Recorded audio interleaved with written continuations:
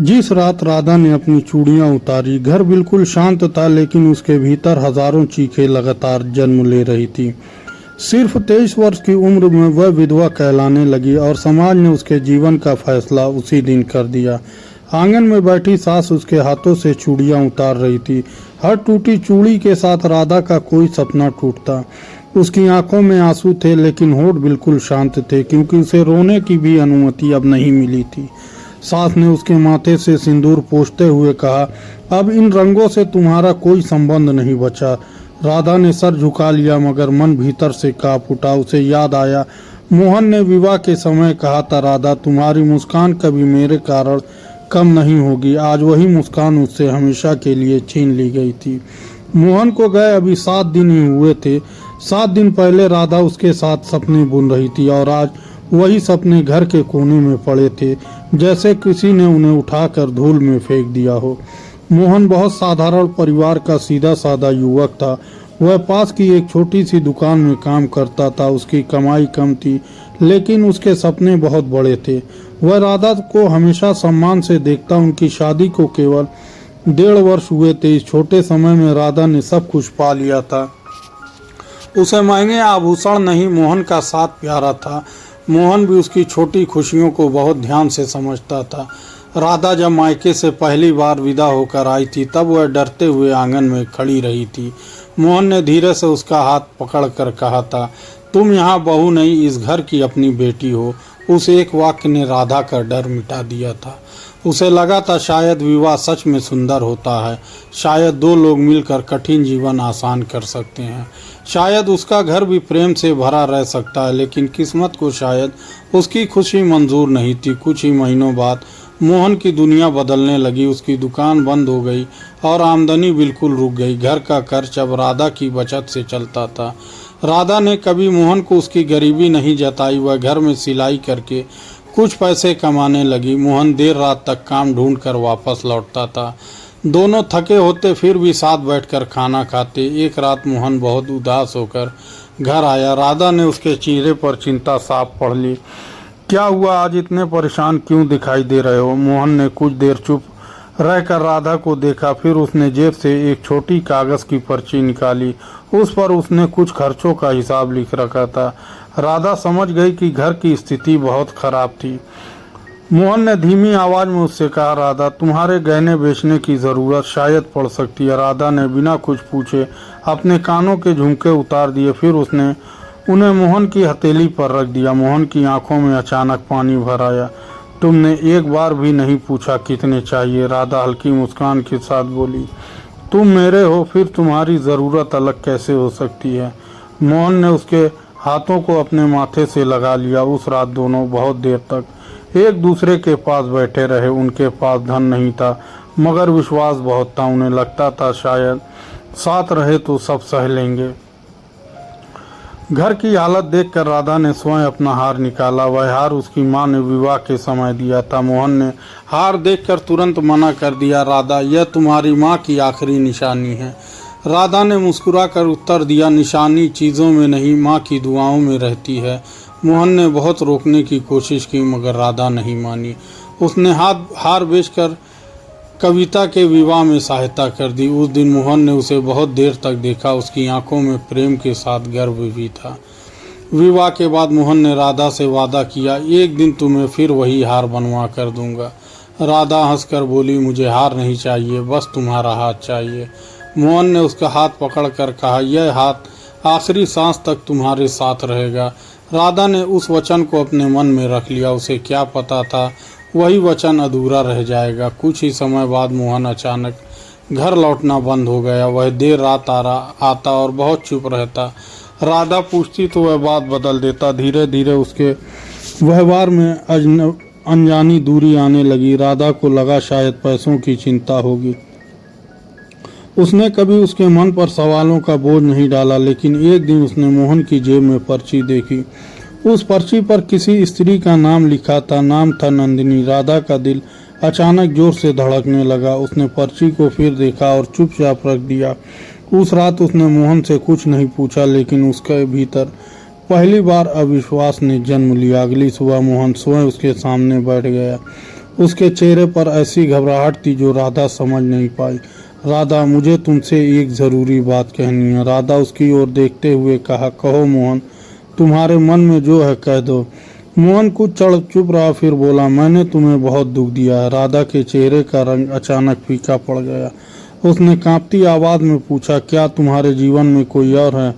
मोहन ने आगे नीची कर ली। उसकी चुप्पी ही राधा के लिए उत्तर बन गई। उस दिन राधा के भीतर कुछ टूट गया। जिस व्यक्ति के लिए उसने सब कुछ त्यागा था, उसी ने उसके विश्वास को किसी के सामने रख दिया। राधा, गलती मेरी है, तुम्हारी नहीं। राधा ने दर्द भरी मुस्कान के साथ कहा, गलती वह होती है जो अनजाने में हो जाए। विश्वास तोड़ने का निर्णय सोच कर लिया जाता है। मोहन के पास उस रात कोई उत्तर नहीं था।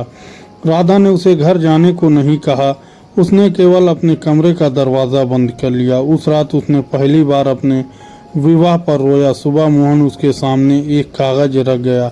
उसमें लिखा था कि राधा को छोड़ना चाहता है। राधा ने कागज पढ़ा और बहुत देर तक चुप रही। फिर उसने बिना रोए अपने हस्ताक्षर कर दिए। मोहन ने शायद सोचा था राधा उसे रोक लेगी, लेकिन राधा ने पहली बार उसे अपने आत्मसम्मान को चुना। मैंने तुम्हें अपना जीवन दिया था, अपना सम्मान नहीं। मोहन के चेहरे पर पछतावे की पहली रेखा दिखाई दी। वह कुछ कहना चाहता था, मगर राधा ने रोक दिया। अब मुझे तुम्हारी सफाई सुनने की ज़रूरत नहीं। मोहन उस घर से चला गया। राधा ने उसके जाते कदमों की आवाज़ सुनी। हर कदम उसके दिल पर हथौड़े जैसा पड़ रहा था। फिर भी उसने दरवाज़ा खोलकर उसे वापस नहीं बुलाया। उसके बाद राधा की ज़िंदगी बहुत कठिन हो गई। ससुराल वालों ने भी उसका साथ छोड़ दिया। सास ने एक दिन साफ शब्दों में कह दिया, अब यह घर तुम्हारे लिए नहीं है। राधा ने अपने कपड़े एक छोटे से थैले में रखे, माँ की तस्वीर संभाली और चुपचाप घर छोड़ दिया। जिस घर में वह दुल्हन बनकर आई थी, उसी घर से वह अकेली और खाली हाथ निकली। मायके पहुंचकर उसने दरवाज़ा खटखटाया। माँ ने दरवाज़ा खोला तो बेटी को पहचान कर रो पड़ी। राधा माँ की गोद में सर रखकर बहुत देर रोई, लेकिन उसने मोहन की बेवफाई की पूरी बात नहीं बताई। वह अपनी माँ को और दुखी नहीं करना चाहती थी। अगले दिन से उसने फिर सिलाई शुरू कर दी। सुबह घरों से कपड़े लेकर आती और देर तक सिलती। उसकी उंगलियों में सुई चुभती, फिर भी वह रुकती नहीं। लोग उसके बारे में तरह तरह की बातें करते। कोई कहता जवान विधवा को अकेले नहीं रहना चाहिए, कोई कहता उसे फिर विवाह कर लेना चाहिए, कोई उसकी ज़िंदगी का निर्णय बिना पूछे सुनाता। राधा सब सुनती, लेकिन किसी को जवाब नहीं देती। उसे अब समझ आ गया था, समाज कभी संतुष्ट नहीं होता। वह चाहे रोए तो लोग कमज़ोर कहते हैं, वह मुस्कुराए तो लोग चरित्र पर सवाल उठाते हैं। एक दिन पड़ोस की बूढ़ी अम्मा उसके पास आई। उन्होंने राधा को देर तक सिलाई करते देखा। बेटी, तू कब तक दूसरों के कपड़े सीती रहेगी? राधा ने आश्चर्य से उनकी तरफ देखा। अम्मा ने उसके हाथ में एक कपड़ा रखते हुए कहा, अपने सपनों को भी थोड़ा जीना सीख ले। उस वाक्य ने राधा के भीतर सोया साहस जगा दिया। उसने आसपास की लड़कियों को सिलाई सिखाना शुरू की। धीरे धीरे उसके पास काम बढ़ता चला गया। कुछ महीनों में उसने घर के बाहर छोटी सी दुकान खोली। दुकान बहुत छोटी थी, मगर वह उसकी अपनी थी। वहाँ किसी के आदेश नहीं थे, किसी का अपमान नहीं था। वह उसकी मेहनत और उसका सम्मान दोनों रहते थे। उसका दिल अचानक पुराने दिनों में लौट गया, लेकिन उसने संदेश खोलने में भी देर कर दी। संदेश में सिर्फ इतना लिखा था, राधा, मुझे तुमसे मिलकर कुछ कहना है। राधा ने फ़ोन रख दिया। वह अब उस अतीत को छूना नहीं चाहती थी जिसे उसे तोड़ा था। उससे दूरी जरूरी थी, लेकिन ज़िंदगी ने शायद अभी उसका अध्याय पूरा नहीं किया था। 2 दिन बाद मोहन स्वयं उसकी दुकान पर आ गया। राधा उसे देखकर कुछ क्षण के लिए ठिठक गई। मोहन पहले से बहुत बदला हुआ दिखाई दे रहा था। उसके चेहरे पर घमंड नहीं, गहरा पछतावा था। राधा ने शांत स्वर में पूछा, तुम यहाँ क्यों आए हो? मोहन ने सर झुकाकर कहा, तुमसे माफ़ी मांगने आया हूँ। राधा ने सिलाई मशीन रोक दी। उसने मोहन की ओर देखा और बोली, माफ़ी मांगने में इतनी देर क्यों लगी?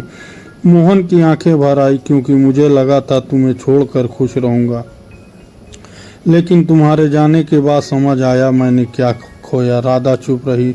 मोहन ने बताया कि नंदिनी ने उसका संबंध टिक नहीं पाया। जिस विश्वास को उसने राधा के साथ तोड़ा था, वही अविश्वास उसके नए संबंध में भी लौट आया। उसे लगा जैसे किसी पुराने घाव पर मरहम लगा हो, लेकिन वह घाव अब पहले जैसा दर्द नहीं करता था। मोहन ने कांपती आवाज में कहा, राधा, क्या तुम मुझे एक मौका दे सकती हो? राधा ने उसकी आंखों में देखकर पूछा, मौका किस चीज का? मोहन चुप रहा। राधा ने आगे कहा, टूटे विश्वास को जोड़ने का या अपना अपराध भूलने का। मोहन के पास फिर कोई उत्तर नहीं था। राधा ने पहली बार उसके चेहरे पर असली पछतावा देखा, लेकिन पछतावा हमेशा टूटे रिश्ते नहीं जोड़ सकता। कुछ रिश्ते माफी के बाद भी वापस नहीं आते। राधा ने धीरे से कहा, मैंने तुम्हें माफ कर दिया। मोहन की आंखों में आशा जागी। राधा ने उसी क्षण अगला वाक्य कह दिया, लेकिन मैं तुम्हारे पास वापस नहीं आ सकती। मोहन जैसे भीतर से हिल गया। क्या तुमने कभी मुझसे प्रेम किया नहीं था? राधा की आंखों से आंसू निकल आए। मैंने तुमसे इतना प्रेम किया था कि खुद को भूल गई। अब खुद को पाकर फिर खोना नहीं चाहती। मोहन ने सर झुका लिया। उस दिन वह बिना कोई शिकायत किए चला गया। राधा देर तक उसे जाते हुए देखती रही। उसकी आंखों में प्रेम था, लेकिन लौटने की इच्छा नहीं थी। समय धीरे धीरे आगे बढ़ता गया। राधा की सिलाई की दुकान अब काफी चलने लगी। उसने आसपास की कई महिलाओं को काम देना शुरू किया। जो स्त्रियां कभी उसके संघर्ष पर हंसती थी, अब वही उससे काम सीखने आती थी। एक दिन उसकी दुकान पर एक युवक आया। उसका नाम अर्जुन था और वह पास के विद्यालय में पढ़ता था। वह अपनी छोटी बहन के कपड़े सिलवाने आया था। राधा ने नाप लिया और कपड़े तैयार कर दिए। अर्जुन कई बार दुकान पर आने लगा, लेकिन उसने कभी राधा के अतीत पर प्रश्न नहीं किया, ना उसकी विधवा होने पर दया दिखाई, ना कोई उपकार जताया। वह सिर्फ राधा की तरह सम्मान देता रहा। एक शाम अर्जुन ने बहुत संकोच से कहा, मैं आपसे एक बात कहना चाहता हूँ। राधा ने शांत स्वर में कहा, कहिए, मगर बात ऐसी होनी चाहिए जो सच हो। अर्जुन ने उसकी आंखों में देखते हुए कहा, मैं आपके अतीत को बदलना नहीं चाहता, मैं सिर्फ आपके भविष्य में साथ चलना चाहता हूँ। राधा के हाथ अचानक कांप गए। उसने बहुत देर तक कोई उत्तर नहीं दिया। उसके सामने फिर विवाह का प्रश्न खड़ा था, लेकिन इस बार वह डर से नहीं भागी। उसने अर्जुन से कहा, मैं टूटी हुई हूँ, मुझे सहारे की ज़रूरत नहीं। अगर साथ चलना है तो बराबरी से चलना होगा। अर्जुन ने मुस्कुराकर उत्तर दिया, मैं तुम्हें सहारा नहीं, अपना हाथ देना चाहता हूँ। राधा की आंखों में आंसू भर आए। उसे पहली बार लगा शायद प्रेम दूसरा अवसर भी देता है, लेकिन इस बार वह प्रेम से पहले अपना सम्मान रखेगी, और शायद यही उसकी ज़िंदगी की सबसे बड़ी जीत थी। कुछ महीनों बाद राधा ने विवाह के लिए हाँ कर दी। विवाह बहुत साधारण था, मगर उसमें सच्चाई बहुत थी। ना कोई दिखावा था, ना समाज का भय था। राधा ने स्वयं अपने लिए लाल साड़ी चुनी। जब उसने साड़ी पहनी, माँ की आंखें भर आई। माँ ने कांपते हाथों से उसके माथे पर सिंदूर लगाया। राधा ने आईने में खुद को देखा और मुस्कुरा दी। उस मुस्कान में पुराने दर्द की परछाई भी थी। मोहन के हाथ में वही पुराना हार था, वही हार जिसे राधा ने कभी उसकी बहन के लिए बेचा था। मोहन ने हार उसके सामने रख दिया। मैं इसे बहुत देर से बनवा कर रखे था, लेकिन अब समझ गया यह तुम्हारा अधिकार नहीं। राधा ने हार को देखा और फिर मोहन को। तुमने देर से सही, मगर एक बात समझी है। मोहन की आंखें उठी। राधा बोली, किसी इंसान के त्याग को उसका कर्तव्य समझना भूल है, और उसके प्रेम को उसकी कमजोरी समझना सबसे बड़ी भूल। मोहन रो पड़ा, क्या तुम मुझे कभी पूरी तरह भूल पाओगी? राधा कुछ पल सोचा और फिर कहा, नहीं, क्योंकि तुम मेरी जिंदगी का हिस्सा रहे हो, लेकिन तुम्हें याद रखना अब मेरे लिए ज़रूरी नहीं। मोहन ने हार उठाया और चला गया। राधा ने उसे जाते देखा, मगर इस बार नहीं रोई। उसने महसूस किया कुछ रिश्तों का अंत भी ज़रूरी है, क्योंकि हर अंत के बाद नई शुरुआत संभव होती है। यह किसी की दया से नहीं, अपने निर्णय से जा रही थी। अर्जुन ने रास्ते में उसका हाथ थामकर पूछा, डर तो नहीं लग रहा? राधा ने मुस्कुरा कर कहा, अब डर किस बात का, मैंने खुद को पा लिया। अर्जुन ने उसका हाथ थोड़ा और मजबूती से पकड़ लिया। राधा की आंखों से दो आंसू धीरे से बह निकले, लेकिन इस बार वे दुख के आंसू नहीं थे, वे उस स्त्री के जीत के आंसू थे जिसे समाज ने कमजोर समझकर अकेला छोड़ दिया था। वर्षों बाद राधा की दुकान बहुत बड़ी हो गई। उसने कई विधवाओं और अकेली स्त्रियों को काम दिया। वह उन्हें केवल सिलाई नहीं, आत्मनिर्भरता भी सिखाती थी। हर नई स्त्री से वह एक बात जरूर कहती, अपना जीवन किसी दूसरे के फैसले पर मत छोड़ना।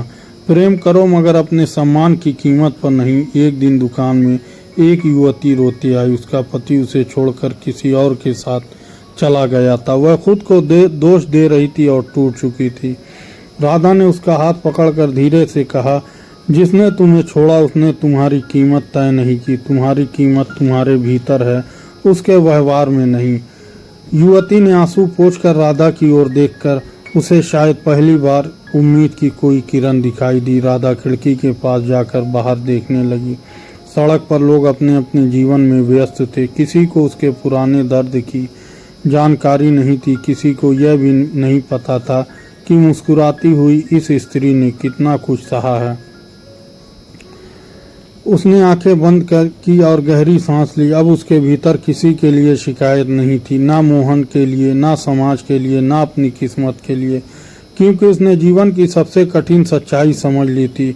सच्चा प्रेम वह नहीं जो आपको खुद से मिला दे, सच्चा प्रेम वह है जो आपको स्वयं बना रहने दे। त्याग तभी सुंदर है जब उसमें सम्मान बचा रहे, और क्षमा तभी सच्ची है जब उसमें वापसी ज़रूरी ना हो। राधा की कहानी यहीं ख़त्म नहीं हुई, क्योंकि उसकी असली कहानी तो उसके बाद शुरू हुई।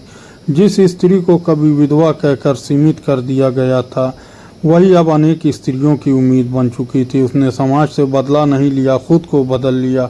उसने किसी को नीचा दिखाकर अपनी ऊंचाई नहीं बनाई, उसने बस अपने पैरों पर खड़ा होना सीख लिया, और यही उसकी सबसे बड़ी जीत बन गई। कभी कभी जीवन हमसे कोई बहुत अपना छीन लेता है, तब हमें लगता है शायद जीवन यहीं समाप्त हो गया, लेकिन समय धीरे धीरे हमें एक और रास्ता दिखाता है। वह रास्ता पहले से कठिन लगता है, फिर भी अपना बन जाता है। राधा ने भी वही रास्ता चुना था।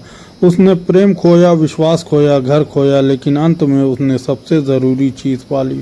उसने खुद को फिर से पा लिया, और शायद यही जवान विधवा का अनसुना संघर्ष था। वह किसी पुरुष की पत्नी बनकर नहीं जीती थी, वह किसी की दया पर जीवित नहीं थी, वह अपने सम्मान के साथ एक पूरी जिंदगी जी रही थी।